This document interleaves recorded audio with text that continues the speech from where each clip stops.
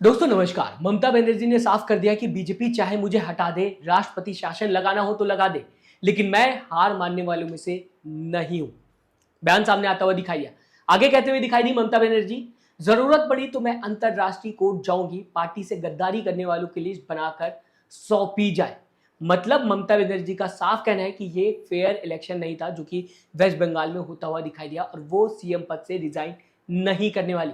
खबर सामने आते हुए दिखाई दे रही है। न्यूज 24 ने इसे लिखा हुआ है। साथ ही साथ यहाँ पर न्यूज 24 ने ममता बनर्जी के बयान को कोट किया है। अब ये सोशल मीडिया पर चर्चा का विषय बन गया। ऐसे में सबसे पहले और सबसे बड़ा सवाल तो ये उठता हुआ दिखाई दे रहा है कि क्या ममता बनर्जी की हेल्प इंटरनेशनल कोर्ट करेगा, जैसा कि ममता बनर्जी बताने की कोशिश कर रही है कि जरूरत पड़ी तो मैं अंतरराष्ट्रीय कोर्ट जाऊं।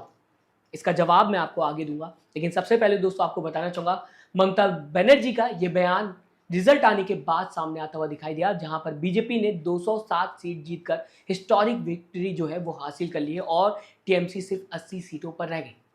ऐसे में सबसे शॉकिंग बात तो दोस्तों ये रही, इस पूरे इलेक्शन की बात की जाए, ममता बनर्जी खुद अपनी सीट भवानीपुर से शिवेंदु अधिकारी से हार गई, जिसके बाद उन्होंने रिजल्ट को एक्सेप्ट नहीं किया, रिजाइन करने से भी मना कर दिया और पूरा इल्जाम अब सीधा सीधा टीएमसी, इलेक्शन कमीशन और साथ ही बीजेपी पर डालते हुए दोस्तों दिखाई दे रही।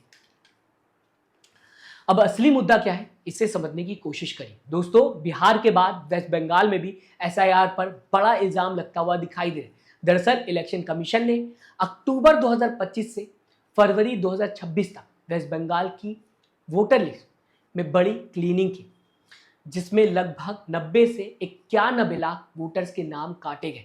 मतलब टोटल इलेक्टोरेट के करीब 12% लोग वोटिंग लिस्ट से बाहर निकाल दिए गए। ये 90 लाख नंबर दोस्तों बहुत बड़ा नंबर है।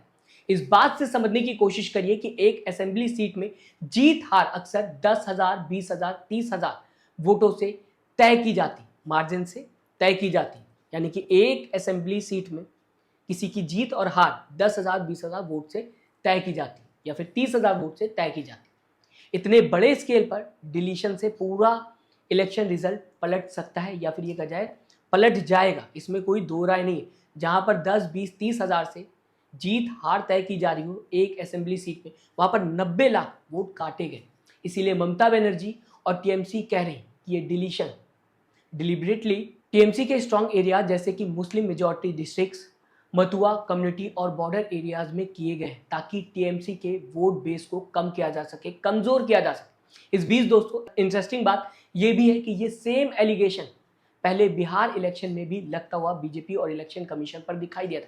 वहां भी वोटर लिस्ट रिवीजन में लाखों लोगों के नाम काट दिए गए थे या फिर डिलीट हुए थे और अपोजिशन ने कहा था कि ये बीजेपी के फेवर में सब कुछ प्लान्ड वे में होता हुआ दिखाई दे रहा है। अब बंगाल में भी वही सेम चीज रिपीट होते हुए दिखाई दी और वही सेम इल्जाम बीजेपी और इलेक्शन कमीशन पर लगता हुआ दिखाई दे रहा है। दोस्तों अपोजिशन का कहना है कि ये ईसीआई बीजेपी के साथ मिलकर, यानी कि इलेक्शन कमीशन बीजेपी के साथ मिलकर गेम खेल रही है, क्योंकि 90 लाख एक बहुत बड़ा नंबर होता है। इतने नंबर से सिंपल हार और जीत डिसाइड हो सकती है और क्लियर होता हुआ सबके सामने ये सब कुछ दिखाई दे रहा है।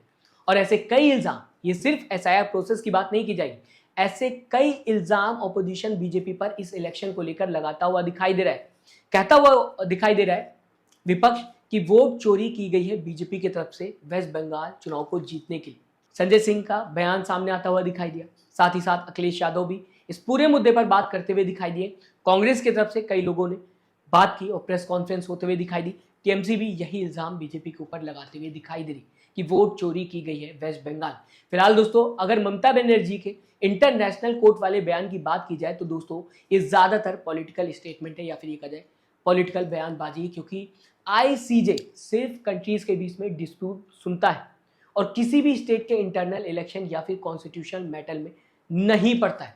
कॉन्स्टिट्यूशनल मैटर में नहीं पड़ता है आईसीजे, इंटरनेशनल कोर्ट ऐसे कोई भी इंटरनल मैटर में नहीं पड़ता जो कि कंट्री के अंदर का। मतलब कि साफ है, इंडियन कोर्ट यानी कि सुप्रीम कोर्ट या फिर हाई कोर्ट ही इस पूरे इशू को हैंडल करेंगे या फिर कर सकते हैं। इस बीच ममता बनर्जी ऑपोजिशन को यूनाइट करने की बात करते हुए भी दिखाई दे रही है और इस पूरे मामले पर लीगल फाइट करने की बात भी टीएमसी की तरफ से होते हुए दिखाई दी। सुप्रीम कोर्ट में लड़ाई की तैयारी भी चल रही। जैसा कि खबरों में बताने की कोशिश की जा रही है। दोस्तों साफ है कि वेस्ट बंगाल में इलेक्शन में और उसके बाद टेंशन लगातार बढ़ती नजर आ रही है। दंगे होने, ऑफिस में आग लगाने, ये कॉमन सा हो गया है, जिसमें कई लोगों की जान भी गई है। ये भी खबरों में बताने की कोशिश की जा रही है कि इन दंगों में कई लोगों की जान चली गई। तस्वीरें अलग अलग जगहों से सामने आ रही है। वेस्ट बंगाल की बात की जाए, यूनिवर्सिटीज में भी दंगे होते हुए दिखाई दे रहे हैं। और अब दोस्तों इस बीच जो खबर सामने आई वो बहुत ही ज्यादा शॉकिंग। अब बीजेपी लीडर शिवेंदु अधिकारी के पर्सनल असिस्टेंट चंद्रनाथ रथ पर भी टारगेटेड अटैक हुआ है, जिसमें उनकी जान चली गई। मतलब अब टेंशन वेस्ट बंगाल में और भी ज़्यादा हाई लेवल पर होने वाली है। जब ये खबर सामने आती हुई दिखाई दी, जिसमें सिर्फ आम जनता ही परेशान होगी, कोई बड़ा लीडर परेशान नहीं होगा। और इसीलिए इसे कहीं से भी सही नहीं कहा जा सकता। ये जो लगातार दंगों की खबर सामने आती हुई दिखाई दी दोस्तों, ये पूरा मामला अभी फिलहाल बात की जाए, ये जो वेस्ट बंगाल को लेकर इल्ज़ाम लगता हुआ बीजेपी इलेक्शन कमीशन पर दिखाई दे रहा है, जो दंगे होते हुए दिखाई दे रहे हैं, ये पूरा मामला अभी फिलहाल कोर्ट, गवर्नर और पॉलिटिक्स लेवल पर चल रहा है। लीगल फाइट की बात हो रही है और इंडिया ब्लॉक को यूनाइट करने की कोशिश भी की जा रही है। अखिलेश यादव बात करते हुए दिखाई दिए, ममता बनर्जी भी ये बात करते हुए दिखाई दी, और दूसरी तरफ बीजेपी अपनी मेजॉरिटी के साथ गवर्नमेंट बनाने की तैयारी कर रही है, सेलिब्रेट करने में लगी हुई है वेस्ट बंगाल इलेक्शन को, क्योंकि बहुत ही ज़्यादा हाई मार्जिन से जीती। लेकिन दूसरी तरफ लगातार बीजेपी के ऊपर जो हर बार इल्ज़ाम लगते हुए दिखाई देते हैं वोट चोरी के, वो इस बार भी लगते हुए दिखाई दे रहे हैं। दोस्तों 90 लाख लोगों का नाम का ये कोई नॉर्मल सी बात नहीं। इससे पूरा गेम पलट सकता है, एक तरफा गेम हो सकता है, जैसा कि बताने की कोशिश की जा रही है अपोजिशन की तरफ से। ममता बनर्जी इल्ज़ाम लगाते हुए दिखाई दे रही है, संजय सिंह आम आदमी पार्टी के नेता बीजेपी और इलेक्शन कमीशन पर इल्ज़ाम लगाते हुए दिखाई दे रहे हैं, अखिलेश यादव इस पूरे टॉपिक पर बात करते हुए दिखाई दे रहे हैं। आप इस पूरी खबर को किस तरीके से देखते हैं? आपके हिसाब से जो इल्ज़ाम बीजेपी इलेक्शन कमीशन पर लगते हुए दिखाई दे रहे हैं वो सही है या फिर गलत है? ममता बनर्जी के इस बयान को आप किस तरीके से देखते हैं? अपनी राय कमेंट बॉक्स में ज़रूर लिखिएगा, क्योंकि कमेंट बॉक्स आपके लिए ही पूरी तरीके से फ्री है और खुला हुआ है। साथ ही साथ चैनल को सब्सक्राइब और वीडियो को लाइक करना मत भूलिएगा दोस्तों। अपना ख्याल रखिएगा। नमस्कार।